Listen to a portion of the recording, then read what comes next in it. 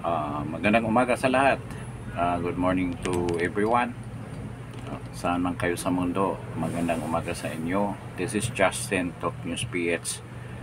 And before anything else, gusto ko lang i-request sa inyo na paki-like naman ng video na to, then share this video, and then pinaka-importante yung pag-subscribe.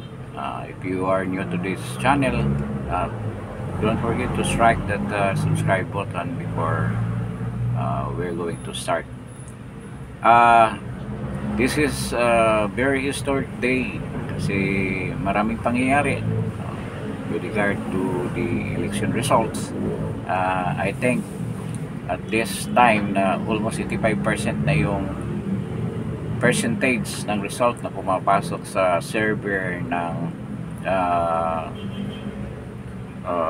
yung mga watchdog natin na nagbibilang, NAMPREL, PRCB. Then ang official counting will start with COMELEC.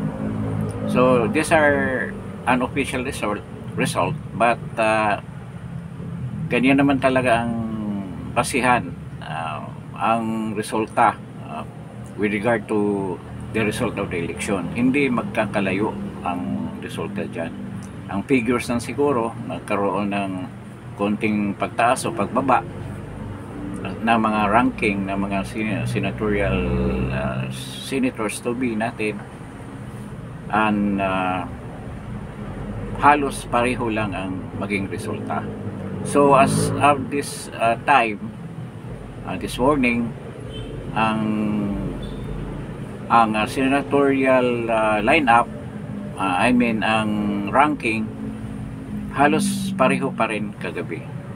So top si Senator Bongo na merong around 26 million votes. So itong lahat sasabihin natin, actually yung mga figures ko are not exact, no?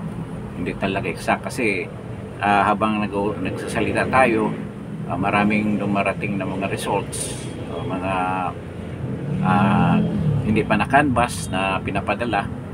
So dito lang sa ranking tayo. At bakit, anong masasabi natin kung bakit ganyan ang resulta? As an observer dito sa politika ng Pilipinas, i-explain natin kung ano ba ang dahilan o ano ang, sa opinion natin, bakit umabot tayo sa ganitong resulta. Anong dahilan? Okay? So yan nga, ito si Bongo ang number 1, around 26 million. I think siya ang magiging highest na senatorial candidate na nalo ng ganyung figure. I think there was one na 26 million din, pero si Bongo baka ma-break niya yung record na yan. Then followed by Bam Aquino, surprise kayo, 20 million, around 20 million. Then followed by Bato de la Rosa, 19 million. Then followed by Erwin Tulfo, then followed by number 5 is, I think number 5, 1, 2, 3, 4, 5, I think si Dante Marcolita, number 5. Then number 6 si Ping Lacson. Then followed by Tito Soto. Then Pia Cayetano. Then Camille Villar. Tapos nagpalit ng position si Lito Lapid at si Amy Marcos, pero napaka slim ng difference, around 100,000 only. So number 12 si Amy. But between Amy and Ben Tolfo, ang number 13 si Ben Tolfo, around 1 million votes na yun pa. Medyo imposible na, or it's not impossible, slim chance na mahabol ni Ben Tolfo si Amy Marcos with that difference sa kanilang boto. Then it is followed by Bong Revilla, then Abi Binay, pagkatapos I think si Jimmy Bundok around number 17 or number 16. So ganyan. So the other candidates ng Duterte doon na napunta sa 26, I think 24 yata si Vic Rodriguez, sina Lambino, yung iba hindi na biyan na sa number 30. Si Pastor Kibuloy number 30, I think number 31, who garnered around 6 million votes lang.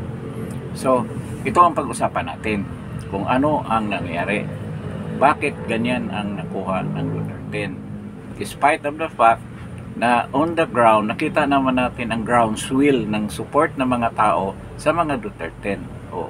Ano ba nangyari? Kung kayo ngayon lang kayo nag-observe, masusurprise kayo, but this thing is ongoing for napakarami ng elections na nag-computerize tayo. Normal lang ito na pangyayari. Anong ibig sabihin? Nung panahon ng Smartmatic, ganyan din ang nangyari. Nagpalit nga tayo ng system, yung Miro. Pero inadapt din yung sistema na yan. So, ano yun? Napakasimple. Nung kapanahon na nila Senator Enrile, na there was a time na natalo si Senator Enrile, and he declared that mayroong dagdag bawas. Dagdag bawas noon. I don't know kung computerized pa ba yun. Bali, yung isang kandidato inalisan o tinanggalan ng boto, linalagay sa isang kandidato. So, hindi mawala ang boto. Nandyan pa rin ang boto. Kung ititrace mo, hanapin mo yung boto na nandyan, pero it belongs to the other candidate. So, nakita natin, hindi ito haka-haka dahil before the elections, doon sa OFW, yung mga result doon sa mga reset na nakita nila na iba ang binuto nila. Binuto nila yung Duterte, iba ang lumabas. Ano ang prominent name na lumabas? Diba? Bam Aquino and Kiko Pangilinan.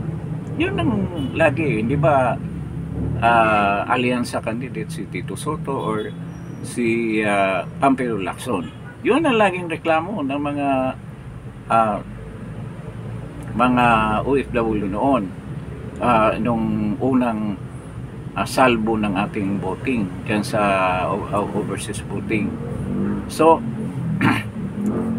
yun din ang nangyari nung mga nakaraang taon, parehong-pareho, the same pattern, the same methodology, the same strategiya ang ginamit. So, ang ating mga computer doon sa transmission, yung explanation ni Glenn Chong, nilagyan na doon ng mga sistema na kung yan ang ibubuto mo doon sa mga password ng ginamit, or anong, they have a term like, hindi naman kasi ako computer expert, na once ito ang ibuto mo, ito ang lalabas. Ito ang lalabas doon sa actual transmission ng boto. So yun ang nangyayari dyan sa Duterte. Ipaliwanag natin bakit ganun ang sinasabi ko. Although these are allegations and this is only my opinion na ganyan ang nangyari. So nung mga nakarang eleksyon, ito presidential election, last election 2022, si Isko Moreno tumakbo na presidente. Inobserbahan ko talaga yun. Napakalakas ni Isko kung kahit saan ka pupunta. Kahit na wala siya ganong hundo, hindi siya ganong mahina ang ang partido, pero napakalakas niya sa tao. At makikita mo na ang mga tao sa kanya bumubuto. Pero ano nangyari doon sa resulta? Sa dami ng mga supporters ni Isko, bakit 6 million lang ang boto niya? Around 6 or 5 million lang. Natalo pa siya ni Pacquiao. So you can imagine na yun din ang sistema na ginagamit nila. Lahat na boto ni Isko, pag iboto si Isko, ito ang mapupunta ang ang boto nito dito sa kandidato na to. So yun nang nangyari kay sa mga Duterte candidates.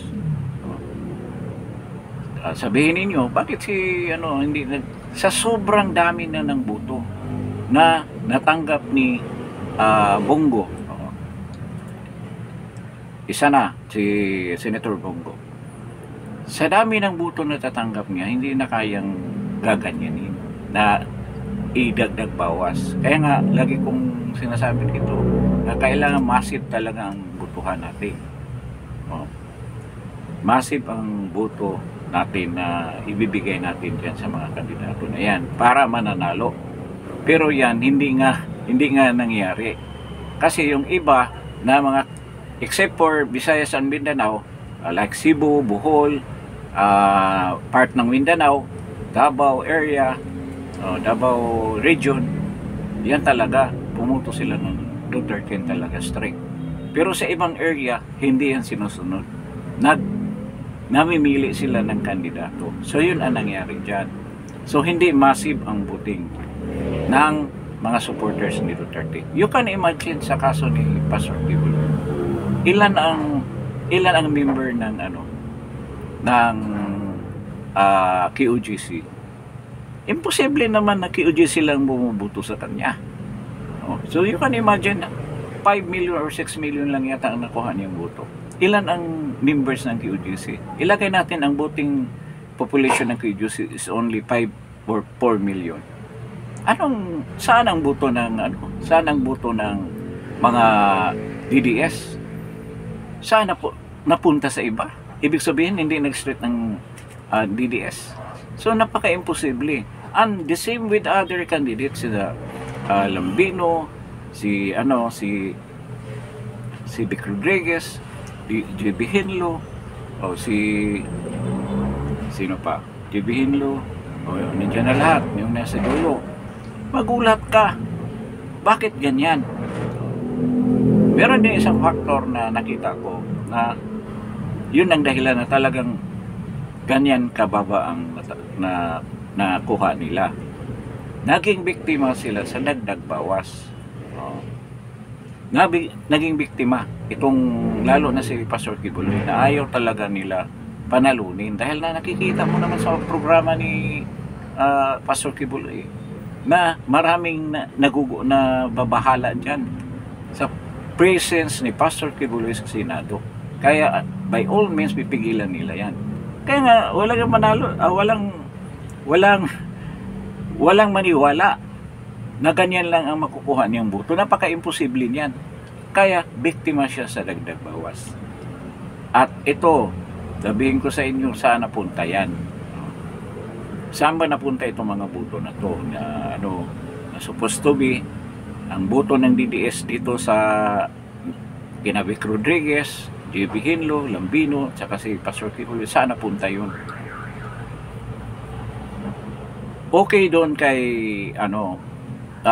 Jimmy Bundok tsaka si Ipi, medyo nasa harap sila kasi makikita mo naman na ito sila exposed sa publiko, kasi artista at saka singer. Meron talagang audience siya. Meron silang mga supporters sa ibang sektor. Hindi katulad dito sa Vic Rodriguez na ibang audience nila. So hindi gano'n silang exposed. But dahil nag-street voting tayo, nakapagtataka bakit hindi natangay itong ibang kandidato. So ang nangyari niyan, nagkaroon nga ng dagdag bawas. Nung kapanahunan pa nga, nung mga unang eleksyon, ganyan ang nangyari. Yung nga, yung sample ko kay Isko Moreno Hindi ako maniwala na 5 million lang. Maniwala ako mga 10, mga 15, ganyan. Pero ganyan kababa, sobra naman. Sabihin natin na napakalakas ni BBM at saka dahil nandun si Sara Duterte, pero hindi dyan kababa. Ang ina-assume namin noon is around 18 million ang makukuha ni Isko. Pero 5 million, 6 million lang ang nakuha niya. So talagang yung mga buto niya napunta Probably kay BBM. Kasi suppose ang assumption na 23 million lang ang nakukuha ni BBM doon sa election na yun. So yung 8, galing yun sa kalaban na binabawasan. So yun ang nangyayari. So ngayon magtatanong kayo, bakit si Bam Aquino pumasok dyan? Alam mo, kung sabihin natin dilawan, kasi hindi naman ibubuto ng alyansa si Bam at saka si Pangilinan, Kiko Pangilinan, hindi yan ibubuto. Hindi yan ibubuto nila yung kandidato nila. Ngayon, ang nangyari dyan, medyo nagapang talaga ng mga dilaw yan. Nagapang yan. Ito, nagapang. Term lang natin yan para may ibig sabihin na maniobra. Alam nila eh. So, anong nangyari niyan? Nagkaroon ng dagdag bawas. Si Pastor Kibuloy talaga ang titira dyan, sa totoo. At itong mga buto nila, siguro 4 sila o 5. Lahat yan, kaltasan mo ng tagad 2 million. Kaltasan mo. Ilagay mo sa isang kandidato. Tandaan mo, si Leni Robredo tumakbo. Tumakbo si Leni Robredo, 14 million lang ang boto na nakuha niya nung naglabanan sila ni BBM. I think umabot ng 15 o 16 million. Close fight sila ni BBM noon, around that number. So hindi talaga mangyaring lalampas diyan ang dilawan. Hindi yan mangyari na lalampas yan. Kasi ang dami ng eleksyon na ganyan ang numbers na nakukuha nila. Hindi talaga nag-i-exceed ng 20, 30, hindi. So ito, sa tingin ko, ang source ng ni Bam Aquino galing talaga dito sa dagdag bawas kina Pastor. Kaya napunta din sa kanya, opinion lang to aligasyon lang, napunta sa kanya, kaya lumaki ang boto niya. Hindi naman ibig sabihin na 8 million kagad. Ang difference kasi ng 20 million sa 14 million sa around 6 million. Di ba? May napunta dyan na boto. Nadagdag bawas. Kaya ito sila Pastor talagang taob. Supposed to be, ang estimate ko kay Pastor niya sa 15 million ang makukuhang boto. Pasok yan sa Magic 12. Si Vic Rodriguez, ganyan din ang isip ko noon. Na yan, pero talaga na tinamaan ng dagdag bawas yan. At hindi naman pwede nagagawin yan sa lahat na slate ng isang partido. Masyadong halata. At napakalakas talaga ni Bongo at ni Bato de la Rosa. At lalo na si Marcolita. Pumasok talaga si Marcolita. Ngayon, so ang nangyari, nabawasan. Napunta ng yan, mga dilawan. Napunta. Isa pang factor talaga ang nag-boost ng pagpapanalo kay Bam Aquino, ang endorsement ng iglesia. So magkaroon ako ng ibang topic dyan, kung ano ba yung regarding sa endorsement ng Iglesia ni Cristo, at ano ba ang motibo ng Iglesia ni Cristo, ano ba talaga ang lagi nilang ginagawa. I-discuss natin yan with other topic. So, anong nangyari? Ito nga, nabawasan, napunta sa mga dilawan, kaya lumakas ang kanilang boto. Nadagdagan ng boto ng Iglesia ni Cristo. Nadagdagan. So, yung boto ng Iglesia ni Cristo, which is estimated around 7 to 8 million votes. Ganyan. So, I think, masyadong malaki, mga 6 million siguro. Kaya, lumaki talaga ang boto ni Bam Aquino. So, yun ang nangyari. At ito, si Kiko Pangilinan, talagang nag-all out ang mga dilawan para lulusot dito si Kiko. At sigurado ako na may beneficiary nito ng dagdag bawas. Nakita naman natin mga resulta. Mga OFW na reklamo, ito ang binoto ko. Sa South, ganun din. Ito ang binoto ko, bakit lumabas na ganyan. So, isa lang ang dyan, isa lang ang dahilan, o isa lang ang dahilan bakit bumagsak ang Duterte ng ibang kandidato. Dahil dyan sa dagdag bawas. Matagal nang ginagawa yan. Ulitin ko na naman yung sinasabi ko, matagal nang ginagawa yan. Since nag-computerize tayo. And the best solution is the one that is proposed by Ling Chong na hybrid election. Pag hindi yan gagawin, patuloy itong sistema na to ng dayaan. At sino bang may capacity na gagawin yan? Di ba? Either ang Dilawan. Ang Dilawan maraming pera yan. Suportado yan ng mga oligarko. Doon sa question naman, kung magsanib ba ng pwersa itong dalawa, Dilawan at saka Alyansa.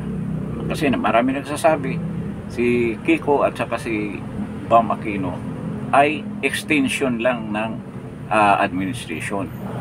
So, tauhan din sila ni BBM, ni Lisa Aranita. Pero kung ako ang tanungin, partly pwede sila susuporta kay BBM at sa mga kandidato ni BBM in future elections. But they have their own ambition. Meron silang sariling ambisyon at ito simula na ng pagbuo ng partido nila na Dilawan. Ngayon, parang ginagamit nila ang administrasyon para sila ay makabalik. Ito sa case ni Leila de Lima, yung ML niya, party list, pumasok, I think number 16, something like that. Ang ibig ba sabihin, kakampi na naman si Leila de Lima sa kay BBM? I don't think so. Gagawa yan ng sariling oposisyon dyan sa Kongreso. At yan, hindi yan sasama kay Martin. Tingnan nyo anong mangyari dyan. Magkaroon ng aggravation ulit yung mga Dilawan dyan. At dito na ang start nila. Kasi meron na silang hahawakan dito sa Senado. Nandiyan si Risa Hontiveros. Nandiyan ngayon, papasok si Bam Aquino at saka si Kiko. May kunting number na sila as a start. Ganyan din naman nagsimula ang Pilipilaban. Dalawa nga lang. Pangatlo si Robin. So bagay, maraming kaalyado na iba na ibang partido. Ngayon, kasi nakapokus na tayo dito sa dagdag bawas. Itong question nga doon sa pagpasok ng mga Dilawan, hindi ako naniniwala na in the future, siguro ngayon nasa start na sasali sila dyan sa administrasyon. At isa pa, maniniguro yun dahil alam nila sa resulta ng eleksyon na to, medyo pahina ng pahina ang administrasyon. Nakita naman natin kasi nga indignation vote ang lumabas, galit na galit sa nangyari kay PRD, kaya ganyan ang nangyari. Hindi sila kakampi dyan sa pagtagal ng panahon. Ilagay natin 1 year, mag-iiba yan, magbubukod yan yung mga Dilawan na yan.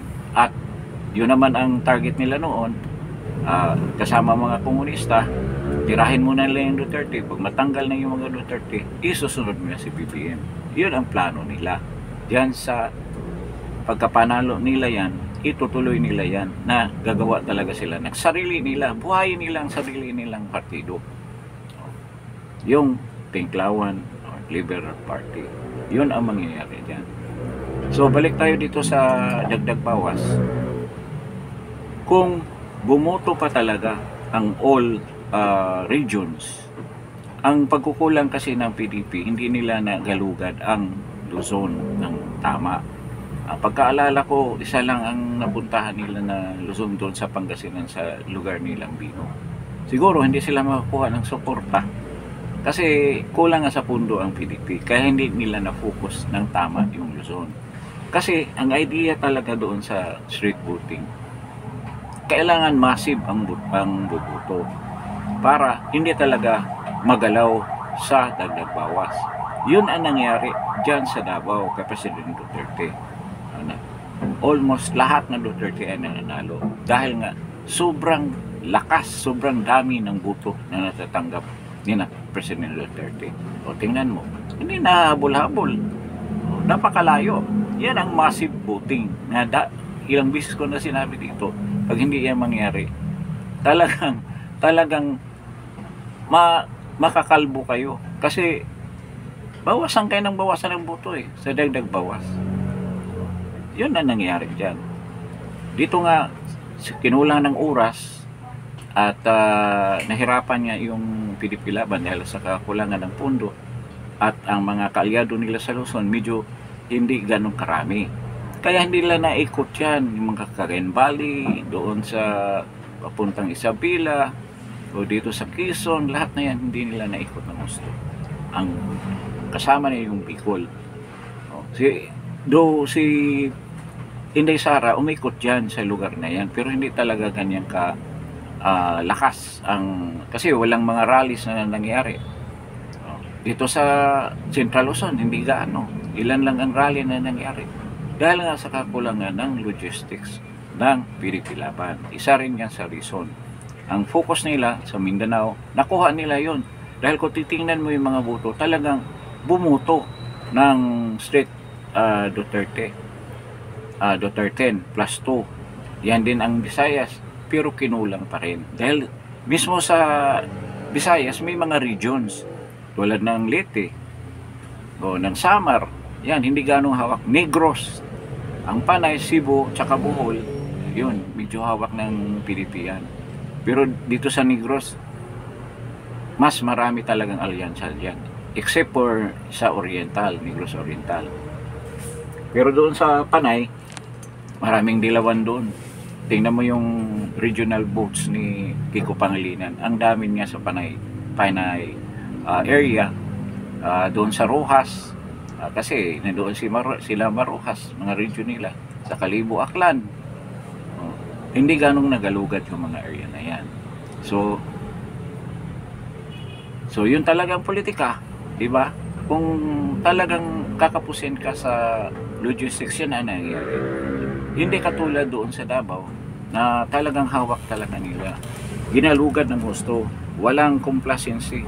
Kahit nasa dulo na ng kampanya, nandoon pa rin ang sina Basti Duterte. Naririnig mo naman si Basti. Last day of election, ganun pa rin ang gigil niya na manalo. Anong nangyari ngayon? Talagang super landslide, napakalaki ng panalo, lalo na si Basti at saka si President Duterte. So ganyan lang sana dapat ganyan sana nangyari dito sa mga senatorial bids natin. Pero maybe next time, yan. Pero malaking bagay din naman na na-expose sila Vic Rodriguez, lalo na si Vic Rodriguez, si Pastor Kibuloy. I think kung sa susunod na eleksyon tatakbo sila, malaki ng chance na mananalo sila kasi may pinupundo na sila Kita mo naman si Manny Pacquiao, ilang eleksyon na ba na siya natalo? Pangalawa ngayon, di ba? Natalo siya nung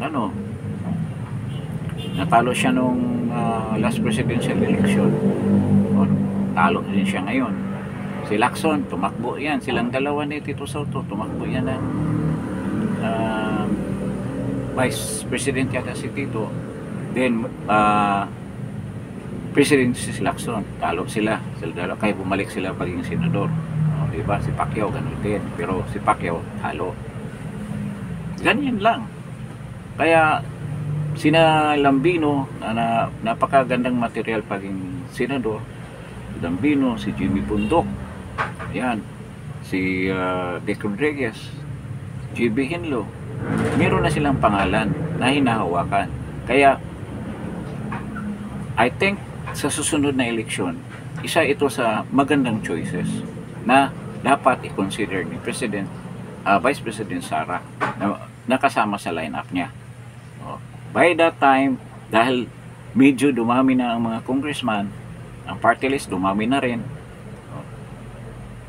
Kahit na yung ibang party list tulad ng Ipanaw kina Eric, medyo kinapos ng konti, kinapos almost 100,000 ang kulang Kasi dapat niyan mga 280,000 ang boto, 250 para pumasok ka sa 64 na mga 64 kasi ang kadalasan na pumasok number of party list para makapasok ka, makakuha ka ng 1 seat yan sa Kongreso. So di bali na sa sunod pwede natin iboto yan na iboto natin ulit ang ipanaw sambayanan. So yan ang opinion ko. Kung talagang massive pa yung binoto at nakaikot pa ng gusto yung PDP Laban at too late na rin yung ano nila Duterte. Una kasi Team Suka naglipat ng pumalit ng Duterte kaya hindi gaya nung kumagat lang yan doon talaga sa mga antay. Kaya nga ulitin ko nga, nakagulat si Pastor Kibuloy 6 million lang nakuha ang boto. Ilan ba ang DDS? Nakita mo yung number ni Bongo, di ba? Supposed to be street voting. Bakit ang layo?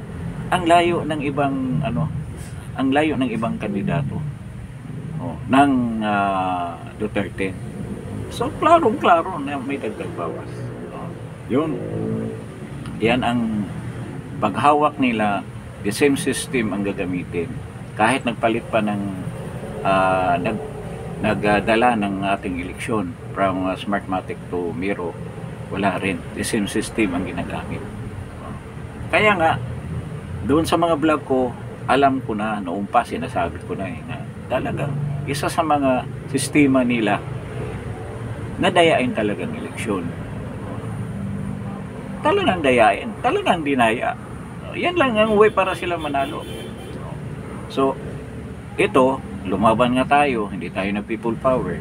Lumaban tayo ng ganitong sistema, hoping na manalo ng marami. Pero sa tingin ko, hindi naman negative o hindi maganda rin ang resulta sa pangyayari nito dito sa eleksyon ito. So, ito sa limang nanalo ng Team Duterte at 5 rin sa administrasyon at 2 sa Dilawan. May laban na tayo sa Senado. Sa susunod kong vlog, i-vlog ko rin yung tungkol dito sa impeachment ni VP Sara at yung factor na hinawakan ng Iglesia ni Cristo. So ito lang dito sa topic na to, itong dagdag bawas na nangyayari, which is matagal na practice yan dito sa bansa natin at ginagamit pa rin nila hanggang ngayon. So ano na lang tayo, akseptahin na lang natin yan na ganyan talaga. So in the future, ngayong 2020 election, I'm sure hindi na mangyari ito kung palitan natin ang sistema natin sa eleksyon. Kaya tanggapin natin yun, i-post ng mga senador to change the system ng pagkandak ng election, which should be a hybrid election na pinapropose ni Attorney Glinchong. So hanggang dito na lang tayo sa topic na to at magandang umaga sa inyong lahat. Thank you po.